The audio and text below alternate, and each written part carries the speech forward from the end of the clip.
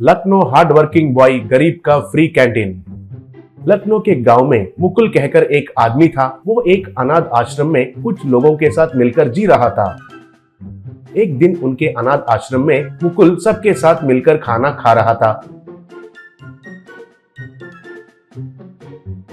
इतने में इधर आया वार्डन बिरजू से मुकुल, ये क्या है? ये खाना है क्या? तुमको थोड़ा सा भी बुद्धि है कि नहीं? इन भिखारी अनाथ लोगों को एक ही नॉनवेज आइटम ही देते हो क्या? कम से कम 4 आइटम्स रहना चाहिए ना? क्यों, तुम्हें समझ में नहीं आ रहा है क्या? कहा। तब बिरजू, देखो बाबू, तुम्हारे दादा इस जगह को दान किए थे, इसलिए तुम्हें जेल रहा हूँ। अगर तुम जैसे पूछा वैसे किया तो हमारे गाँव का सिग्नल है ना, 4 साल के पहले से उधर भीख मांगना कब का शुरू किया होता। कहा। तब मुकुल, ए बिरजू, मैं कौन हूँ वो भी जानते हुए इतना अहंकार दिखाते हो?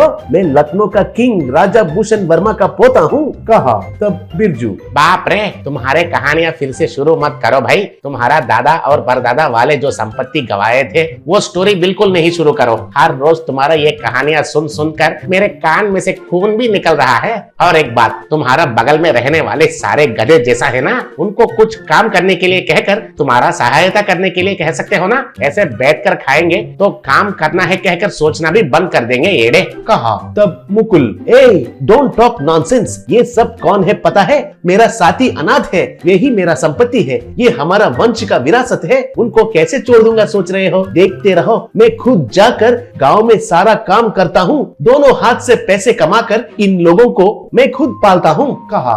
ये सुनकर उधर खाने वाले सब लोग तालियां बजाए। ऐसे बाहर जाकर मुकुल गांव में बहुत काम, जैसे कि इलेक्ट्रिक काम, मिट्टी उठाने का काम, चाय बेचने का काम, होटल में काम, ऑटो चलाना, मैकेनिक का काम, ऐसे उसे जो भी आता है वो सारे काम करके शाम तक कुछ पैसे इकट्ठा करने लगा।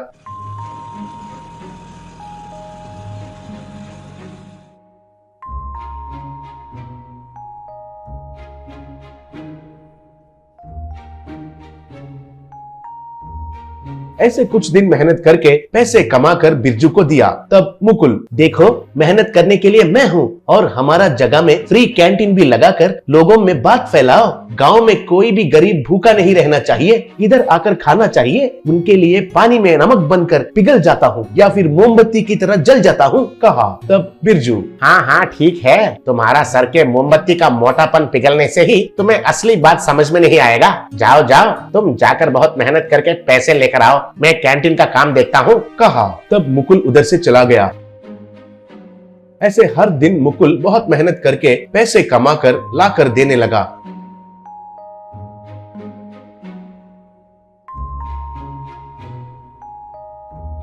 उन पैसों से बिरजू एक दिन एक कैंटीन को लगाया।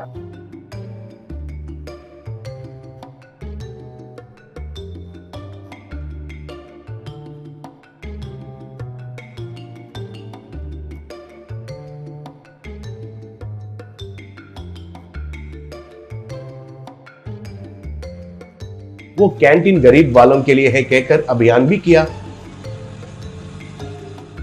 फिर भी गरीब वालों के साथ साथ सड़क पर जाने वाले हर आदमी उस कैंटीन में आकर मुफ्त में खाना खाने लगे।